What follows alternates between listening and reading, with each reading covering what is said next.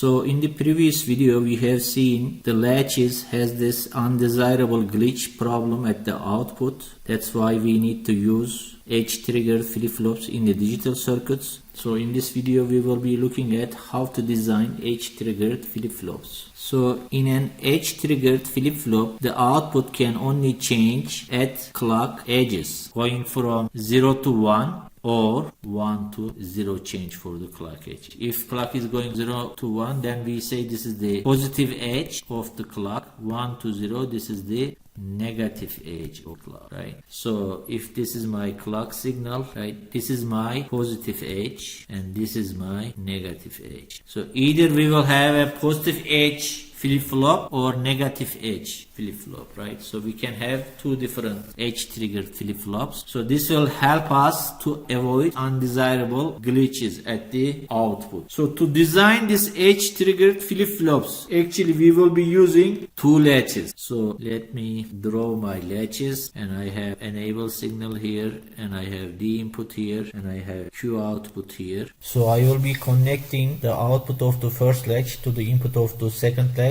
So let's say this is latch 1, this is latch 2. So this will be my D input for the flip-flop, and I will have a clock input here because now we are using clock to enable our latches. So I will be connecting NOT of my clock here and then clock input directly to the second enable latch. Okay, so let's see how this is working. Let's draw our clock and we will determine if this is a positive edge flip-flop or negative edge flip-flop. So this is my clock signal. So let's say this is enable 1. Okay, this is E1, this is E2. So what is E1? E1 is inverse of clocks, and E2 is the same as the clock. And let's give D input. Let's say it is 0 here, it is 1 here, it is 0 here, and it is 1 here. So something like this. Okay, so I'm just making up this D input. So now let's see what happens to D latch 1 and D latch 2 during this clock signals. So let's look at this interval. Let's say during this time, what's happening? E1 is 0, E2 is 1. So we got 0 here, but we got a 1 at this input. So what's happening if this is 0? This is disabled, right? And this is enabled. Right. So if this is disabled during this time, let's say this is my QM output, this is my Q out, right? So what will be happening QM? Let's see QM here. Let's say initially it is 0. So this is what's happening. So since during this time the first latch, D latch 1 is disabled, I will be keeping my QM, right? I cannot change QM. Let's see Q here. If QM is 0, let's say initially this was 0. So during this time, whatever on the QM, it will go to the Q, right? So this QM will go to the Q. So now let's look at the second time interval. Okay. So during this time, E1 is 1. E2 is 0. So now I enable the first latch, but I disable the second latch. Okay. So what will happen? This D value here, since it is enabled, it will go to QM. So the QM will become 1 here, right? But since latch 2 is disabled, it will hold its previous value, right? The Q is still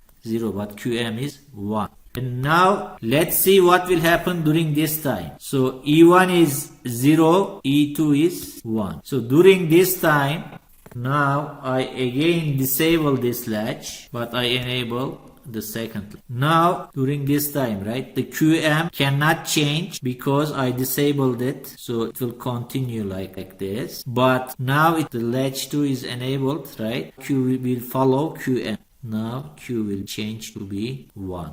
So if you look at this timing diagram, this is what happened. We just achieved an edge triggered flip-flop. Why? On this clock edge, exactly at this edge, what happened? My Q take the value of D. So D was 1 here and it went to my output at the clock edge. How did we achieve this edge triggering? By using this clock signal. If the clock becomes 0, then I am enabling the first one and disabling the second one. If the clock is 1, I am disabling the first one and then enabling the second one. So what's happening? This latch is enabled before the edge. And then this D will go to QM.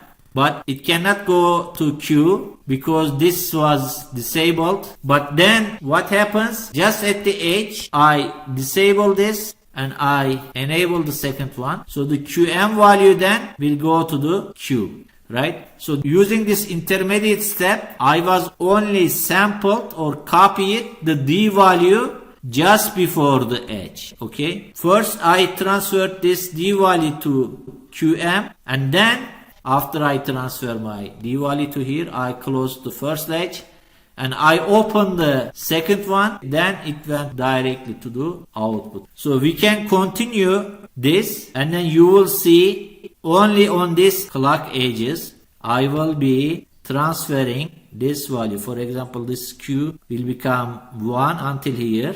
So when it comes to next clock edge, it looks at the D value is 0 here, and then it will be copied to the Q, and I go to the next clock edge here. Now D is 1 here, so my Q output will become 1 here. Okay, so in this edge triggered flip-flop, I can only change my output at the edges. In this case, this structure is a positive edge triggered flip-flop. Okay, so as a symbol, we will have a D here, we will have a clock signal here, and we will have a Q signal here. So this is our positive edge trigger flip-flop, but inside this flip-flop we have two D latches with enabled.